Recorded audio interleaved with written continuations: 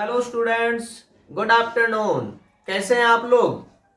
बिल्कुल ठीक है। चलिए, मैं सौरभ राठौर आज आपके लिए लेके आया हूँ ट्वेल्थ क्लास की फिजिक्स।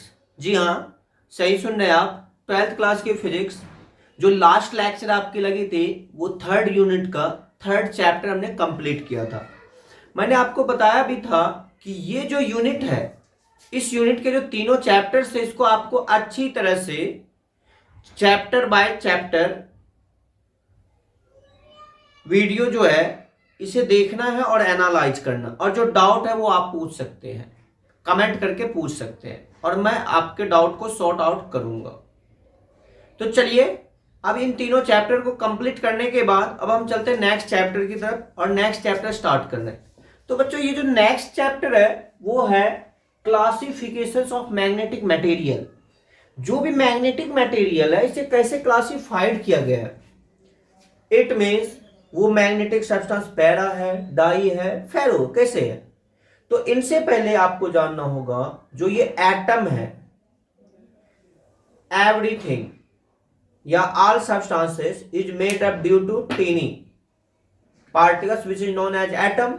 अब ये एटम भी क्या मैग्नेट की तरह बिहेव करती है क्या? तो यही हमें देखना है, क्या ये एटम एज ए मैग्नेट की तरह बिहेव करती है या नहीं है। तो इसी टॉपिक को चलिए आगे बढ़ाते हैं। जो नेक्स्ट टॉपिक है वो अपना चैप्टर का फर्स्ट ही टॉपिक है, बोर मैग्नेटोन और magnetic dipole movement of an atom due to revolving electrons. तो मान लीजिए ये जैसे एक एटम है, ये सेंट्रल पार्ट में न्यूक्लियस है और इसमें ये इलेक्ट्रॉन रिवॉल्व कर दिए, इलेक्ट्रॉन एंटी क्लॉकवाइज रिवॉल्व कर दिए। और जब इलेक्ट्रॉन एंटी क्लॉकवाइज रिवॉल्व करेगी तो इसके अगेंस्ट अपोजिट डायरेक्शंस में करंट मूव करेगी, है ना। ये इलेक्ट्रिक करंट आई रिवॉल्व कर दिए। और जब करंट एंटी क्लॉकवाइज में रिवॉल्व करती, ये करंट है क्लॉकवाइज, और जब करंट क्लॉकवाइज मूव करेगी तो ये अपर पार्ट इसका साउथ और लोअर पार्ट नॉर्थ पोल की तरफ बिहेव करेगा। तो एज ये मैग्नेट है, तब हमें यही मैग्नेट के बारे में स्टडी करना है। जो ये एटम है, क्या ये सचमुच में मैग्नेट की तरह बिहेव करता है? यदि करता है तो क्यों और कैसे? How is it possible? ये कैसे संभव है कि जो एटम है ये भी एक मैग्नेट है? तो यही हमें स्टडी करना है। तो देखिए, एट फर्स्ट मान लीजिए ये एक एटम है। Consider an atom which consists n number of electron which is revolve around the nucleus in a circular orbit whose charge is E. Let us charge on electron के ऊपर जो charge है वो है E, और एक round complete करने में जो टाइम लगा है, टाइम पीरियड वो है capital T. Is that clear? अब देखिए, जो चार्ज और जो टाइम है इनमें रिलेशंस क्या है। तो एट फर्स्ट इलेक्ट्रिक करंट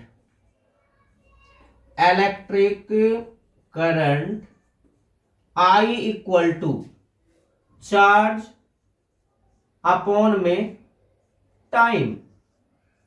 तो I equal to E upon में टी। जो इलेक्ट्रिक करंट आई है,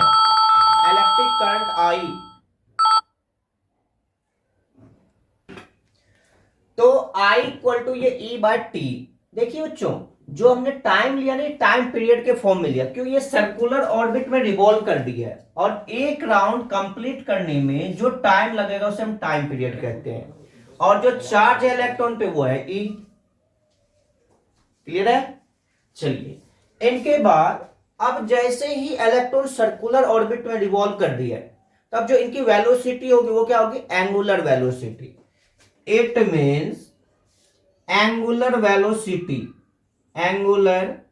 velocity omega equal to 2 pi upon में टी, है ना। देखिए, सेंटर पे जो एंगल है वो 2 पाई, डिस्प्लेसमेंट 2 पाई, और टाइम जो लग रहा है वो टी। सो टाइम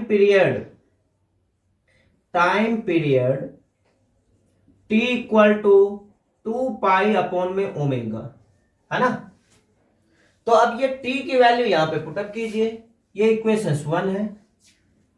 तो put in equation first i equal to a upon में t की जगह 2 पाई अपॉन में ओमेगा। तो ये ओमेगा ऊपर ले चलते हैं, तो ये है ओमेगा e अपॉन में 2 पाई, ये हो गया i। Is that clear? चलिए, जब ये सर्कुलर ऑर्बिट में रिवॉल्व कर दिया है तो कितनी एरिया कवर्ड कर दिया है? तो एरिया क्या होगी? Area of circular orbit equal to A equal to pi R की स्क्वायर, है ना। चलिए, अब हमें निकालना डायपोल मोमेंट। डायपोल मोमेंट क्या? Magnetic dipole moment. Magnetic dipole moment m equal to I into में a, है ना। तो देखिए i क्या है? m इक्वल टू आई की जगह है ओमेगा e अपॉन में 2 पाई, और एरिया है पाई आर की स्क्वायर। पाई से पाई कैंसल आउट, और ये हो गया हाफ ई ओमेगा आर की स्क्वायर। Is that clear? तो ये बच्चों magnetic dipole moment m equal to half E omega R square. अब देखिए, जैसे ही इलेक्ट्रॉन सर्कुलर ऑर्बिट में रिवॉल्व कर रही है तो अब इनकी मोमेंटम होगी angular momentum. Angular momentum mvr equal to N H upon में 2 पाई। पढ़ा होगा आपने नील्स बोर एटॉमिक मॉडल में। अब देखिए, जो v है ओमेगा इक्वल टू होता है v अपॉन में r। So v equal to omega r, तो यहां पे पुटअप करते m ओमेगा r इंटू में r equal to N H upon में 2 पाई, है ना। तो m omega R square equal to N H upon में 2 पाई। अब ये मल्टीप्लाई में है बच्चों, उस साइड जाके क्या प्लस में? नहीं, डिवाइड में। अपोजिट साइन, प्लस का माइनस, माइनस का प्लस, मल्टीप्लाई डिवाइड। यदि लेफ्ट टू राइट आप एक्सटेंड करते हैं, इट मीन्स आपका ध्यान 100% लेक्चर पे होनी चाहिए, ठीक है। तो चलिए, तो ये है omega R square equal to N H upon में 2 पाई m। अब इसे मानिए इक्वेशन नंबर 2, और ये ओमेगा आर की वैल्यू हम पुट करते हैं 2 में। पुट इन इक्वेशन सेकेंड, तो m equal to half e, और ओमेगा आर स्क्वायर की जगह एन एच अपॉन में 2 पाई m। तो इनको आप ऐसे लिख सकते हैं एन ई एच अपॉन में 4 पाई m। क्लियर है? अब देखो जो ई एच अपॉन 4 पाई m है, ये कांस्टेंट, यही बोर मैग्नेटोन होता है, जो बोर मैग्नेटोन है।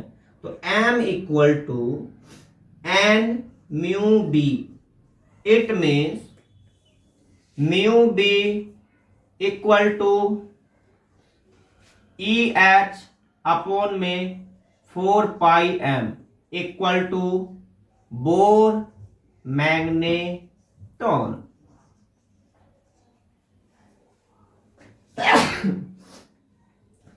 सॉरी, देखो अब जो है E की value mu B equal to E की जगह 1.6 इंटू 10⁻⁻19 कूलम, और H की वैल्यू 6.626 इंटू 10⁻34 अपॉन में 4 इंटू 22/7 और m है इलेक्ट्रॉन का 9.1 इंटू 10⁻31 kg।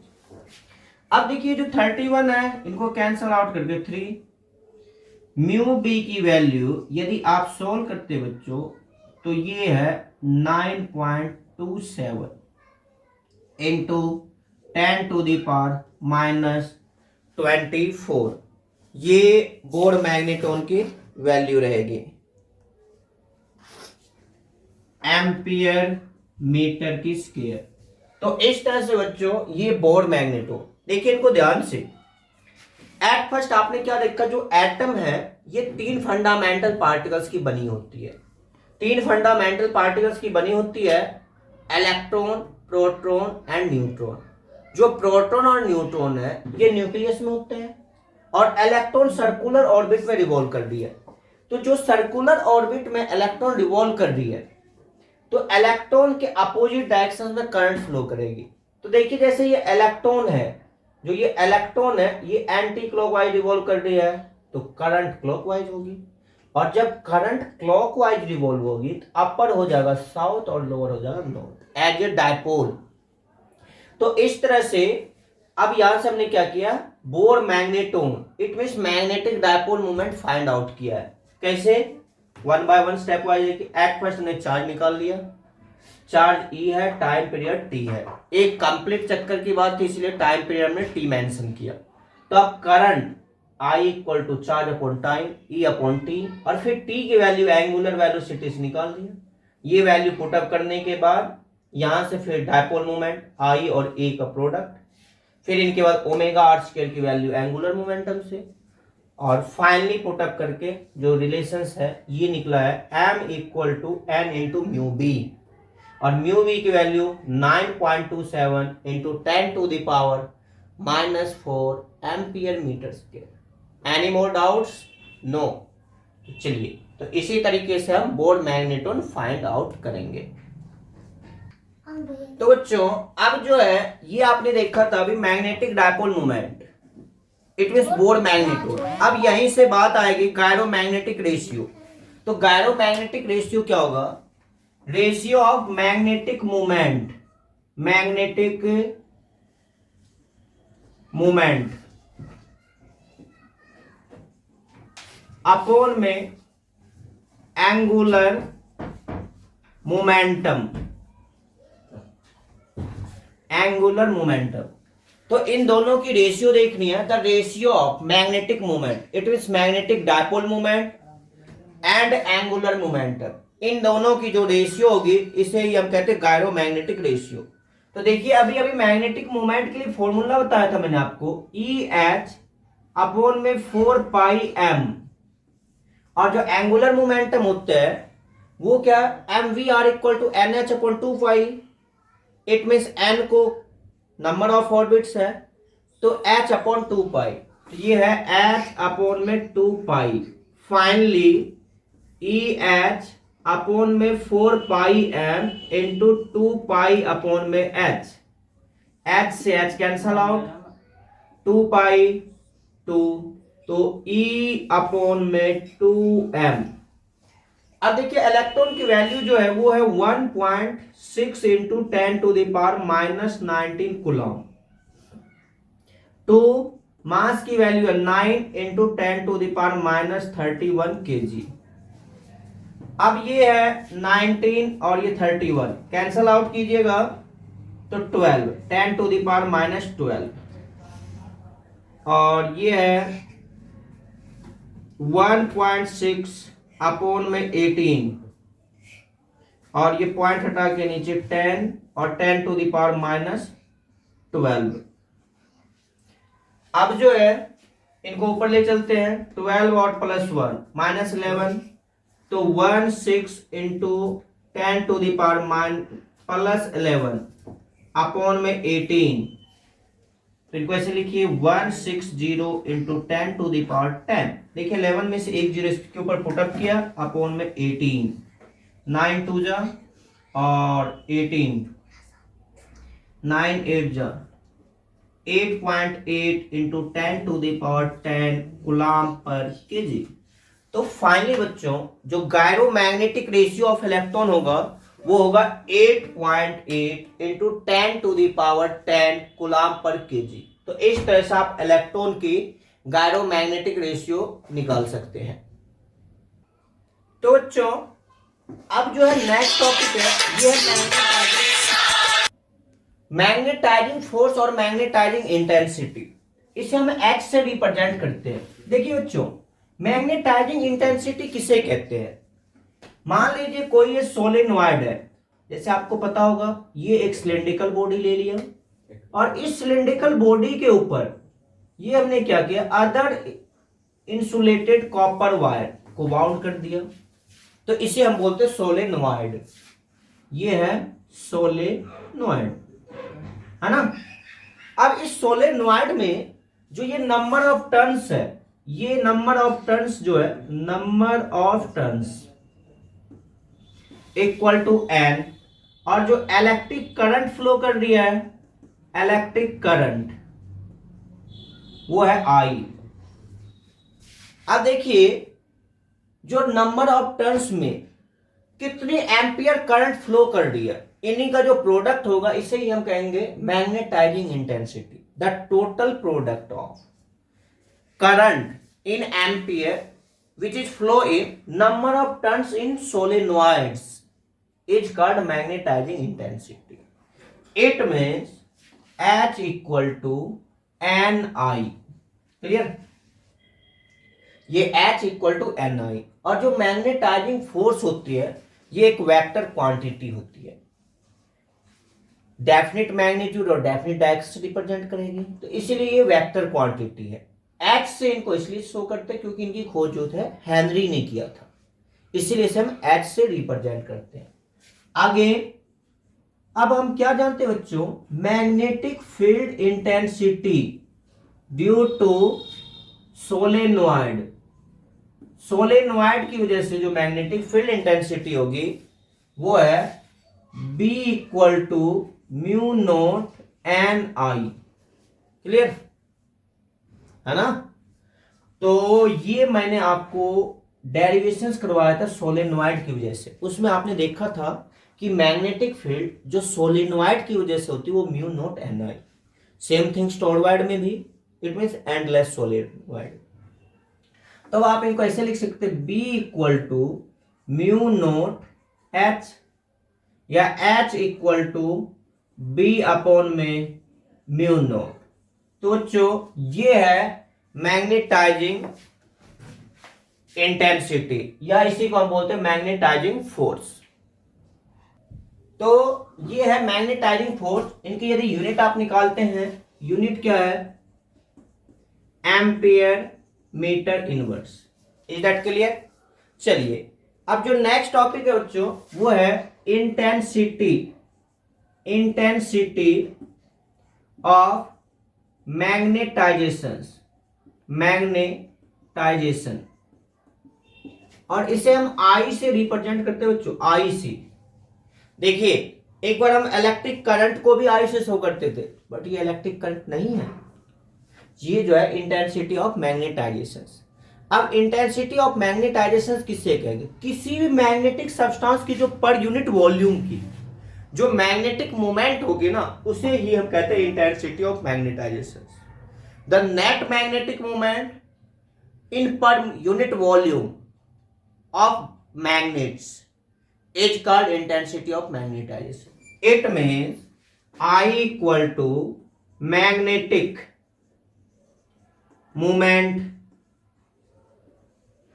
अपॉन में volume. So I equal to M upon में V, है ना। तो अब जो M है इसे हम लिखते हैं M इंटू में 2L, और वॉल्यूम को आप लिख सकते हैं एरिया इंटू में 2L। इनको ऐसे देखिए, ये जो मैग्नेट है ये नॉर्थ पोल, ये साउथ, और ये मिड पॉइंट सेंटर, ये L और ये L, तो टोटल हो गया बच्चों 2L। तो इसीलिए वॉल्यूम के लिए इनके एरिया और इनटू में लेंथ 2L, तो 2L से 2L कैंसल आउट, तो I का फॉर्मूला M अपॉन में E भी हो जाए, per unit area of magnet की जो मैग्नेटिक स्ट्रेंथ होगी वो भी इंटेंसिटी ऑफ मैग्नेटाइजेशन कहलाता है। अब देखिए इसमें आप यदि इनकी यूनिट लिखना चाहते हैं तो मैग्नेटिक डायपोल मोमेंट की यूनिट क्या होती है, यूनिट जो होती है एम्पियर मीटर की स्क्वायर, और वॉल्यूम के मीटर की क्यूब, और ये 1 ऊपर जाकर -1 तो एम्पियर मीटर इनवर्स। अब देखिए एच की यूनिट भी एम्पियर मीटर इनवर्स और आई की भी यूनिट एम्पियर मीटर इनवर्स, तो दोनों ही सेम है बच्चों। हम यूं कह सकते हैं unit of H and I is same, it means ampere metre inverse. तो ये है इंटेंसिटी ऑफ मैग्नेटाइज, एक लाइन में पर unit volume of magnetic substance की जितनी मैग्नेटिक मूवमेंट होगी उसे ही हम कहते हैं इंटेंसिटी ऑफ मैग्नेटाइजेशन। ये देखिए मैग्नेटाइजिंग इंटेंसिटी और ये इंटेंसिटी ऑफ मैग्नेटाइजेशन, तो इसे हम एच से रिप्रेजेंट करते हैं और इसे आई से। आई की मीनिंग करंट नहीं समझना है आपको, कंफ्यूज भी नहीं होना है। आई होती इंटेंसिटी ऑफ मैग्नेटाइजेशन। अब है बच्चों नेक्स्ट टॉपिक है मैग्नेटिक ससेप्टिबिलिटी। अब ससेप्टिबिलिटी आप किसे कहते हैं, ससेप्टिबिलिटी को हम काई से रिप्रेजेंट करते हैं, chi M, the ratio of intensity of magnetization, intensity of magnetization to the magnetizing force, it means I upon में एच। इन दोनों की जो रेशियो होगी बच्चों इसे ही हम कहते हैं मैग्नेटिक ससेप्टिबिलिटी। इट मीन्स आई है इंटेंसिटी ऑफ मैग्नेटाइजेशन, अभी अभी आपने देखा था आई के लिए मैग्नेटिक डायपोल मूवमेंट पर यूनिट वॉल्यूम, और जो एच है ये number of turns and I का प्रोडक्ट। तो बट इन दोनों की जो रेशियो हो जाएगी इसी को हम कहते हैं मैग्नेटिक ससेप्टिबिलिटी। इसकी यूनिट निकालते हैं आप, यूनिट देखिए अभी अभी मैंने क्या बताया था, आई की यूनिट एम्पियर मीटर इनवर्स और एच की भी ampere metre inverse. So both are cancel to each other and unitless quantity, ये यूनिटलेस क्वांटिटी होगी। तो इस तरह से हम यूं कह सकते हैं मैग्नेटिक ससेप्टिबिलिटी जो है ये यूनिटलेस क्वांटिटी है। तो बच्चों अब हम करते हैं next topic, relation between magnetic permeability and susceptibility. It means mu R और काई एम में रिलेशन। मान लीजिए कोई मैग्नेटिक मटेरियल है, इनको प्लेस्ड किया गया है, एक मीडियम में magnetic field intensity B naught है और दूसरी मीडियम में बी एम है, और इसमें जो मैग्नेटाइजिंग फोर्स होगी वो है एच, और इसमें जो इंटेंसिटी ऑफ मैग्नेटाइजेशन है वो है आई। इट मींस हम यूं लिख सकते हैं बच्चों magnetic field intensity B equal to B naught plus B M.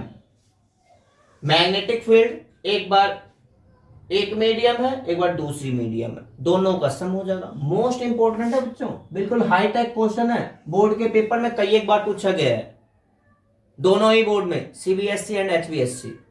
तो मेन तो अभी बात हो रही सीबीएसई बोर्ड के ऊपर, तो सीबीएसई बोर्ड में ये क्वेश्चन बार बार रिपीट किया गया है, 2 मार्क्स में पूछा जाता है, तो इसीलिए इसको अच्छी तरह से आपको एनालाइज करना है, ठीक तरह से समझना है। तो देखिए relation between magnetic permeability and susceptibility में जो मैग्नेटिक सब्सटेंस है दो अलग अलग मीडियम में जब प्लेस्ड किया गया, एक में फील्ड है बी नोट और दूसरे में बी एम, इसमें मैग्नेटाइजिंग फोर्स एच है और इसमें इंटेंसिटी ऑफ मैग्नेटाइजेशन आई है। तो it means B naught equal to mu naught H, लिख सकते हैं ना, B equal to mu naught H, और इसी तरह से यदि बी एम लिखते हैं तो म्यू नोट आई, दोनों की वैल्यू पुट अप कीजिए, तो B equal to mu naught H और प्लस में म्यू नोट आई। क्लियर है? अब देखिए दोनों में ही म्यू नोट कॉमन है, निकालिए कॉमन, तो mu naught H plus I. Clear? Again magnetic susceptibility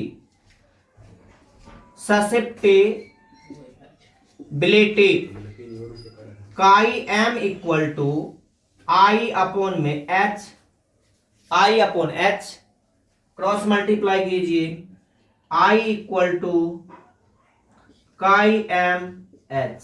clear. अब ये वैल्यू यहां पे पुट अप कीजिए 1 में, तो ये है put in equation first, b equal to mu naught h की जगह h और I की जगह प्लस में काई एम एच। क्लियर। आप ऐसा करते हो जो h दोनों में कॉमन निकाल लीजिए, b equal to mu naught h 1 plus chi M. Clear है। और अब जो है b इक्वल टू क्या, म्यू h, और ये वैल्यू पुट अप करते हैं तो mu h equal to mu naught h 1 plus chi M. Clear है। अब देखिए h से h cancel out, mu upon में mu naught equal to relative magnetic permeability equal to 1 plus chi M. So mu R equal to 1 plus chi M. ये relations आपको develop करना था। तो बच्चों ये रिलेशंस है मैग्नेटिक परमिएबिलिटी में, रिलेटिव मैग्नेटिक परमिएबिलिटी और susceptibility, mu R equal to 1 plus chi M. अब देखो बच्चों, जो H की यूनिट होगी, जो सीजीएस यूनिट होगी ना, सीजीएस यूनिट ये होती है ओरस्टेड, ये हो जाएगी ओरस्टेड। क्लियर। अब देखिए जो मैग्नेटिक फील्ड B है इसकी सीजीएस यूनिट क्या है, गॉस, गॉस सीजीएस। और एसआई यूनिट क्या होती है, टेस्ला, टेस्ला एसआई। तो आपने पढ़ा भी होगा 1 gauss equal to 10 to the power -4 tesla. Clear है। अब हम निकालते हैं ये जो ओरस्टेड है, ओरस्टेड ये सीजीएस यूनिट है। अब ओरस्टेड का रिलेशन हम निकालते हैं एम्पियर मीटर इनवर्स। 1 ओरस्टेड में कितने एम्पियर मीटर इनवर्स होगी। तो एट फर्स्ट हम क्या जानते हैं, H equal to B naught upon में म्यू नोट, अभी बताया था मैंने आपको, B equal to mu naught H, है ना। तो अब देखिए ये है 1 oersted, 1 oersted equal to B naught, B naught की वैल्यू क्या, 1 gauss, 1 gauss equal to 10 to the power -4 tesla, और म्यू नोट की value 4 pi into 10 to the power -7। अब देखिए -4 इनको कैंसिल आउट कीजिए, -3 ऊपर ये 10 to the power 3, it mean 1000 upon में 4 इंटू में 22 अपॉन 7 आती है 7। अब देखिए ये 11 टू जा और ये 500, इट मीन्स 3500 अपॉन 44। अब इनको जब आप डिवाइड करते हैं तो ये लगभग आएगा 80। तो finally 1 oersted equal to 80 ampere metre inverse. तो बच्चों जो ओरस्टेड है ये H की सीजीएस यूनिट है और SI यूनिट है एम्पियर मीटर इनवर्स। तो 1 oersted equal to 80 ampere metre inverse. तो इस तरीके से जो इस चैप्टर के मेन बेसिक कॉन्सेप्ट्स थे बच्चों ये सारे कंप्लीट होंगे। जैसे कि आपने देखा था, एक बार आपको रिव्यू करवा दूं, आज के लेक्चर में मैंने क्या क्या करवाया था आपको। जैसे लेक्चर स्टार्ट हुई थी तो आपने देखा था कि जो एटम है इसमें इलेक्ट्रॉन रिवॉल्व करती है तो एज ए मैग्नेट की तरह काम करते हैं। तो निल्स बोर के कॉन्सेप्ट पे एटम का जो है ना हमने बोर मैग्नेटोन निकाला था, मैग्नेटिक डायपोल मोमेंट निकाला, फिर निकाला हमने गायरो मैग्नेटिक रेशियो, फिर कुछ इंपॉर्टेंट टर्म्स जो कि इस चैप्टर में बार बार यूज होगी, like as magnetizing force H से, या मैग्नेटाइजिंग इंटेंसिटी, फिर इंटेंसिटी ऑफ मैग्नेटाइजेशन, फिर ससेप्टिबिलिटी, फिर इनके बाद रिलेशंस हमने निकाल दिया, ससेप्टिबिलिटी और रिलेटिव मैग्नेटिक परमिएबिलिटी, और लास्ट में हमने यूनिट निकाल दिया। तो ओके, मिलते हैं नेक्स्ट वीडियो में। Thank you very much.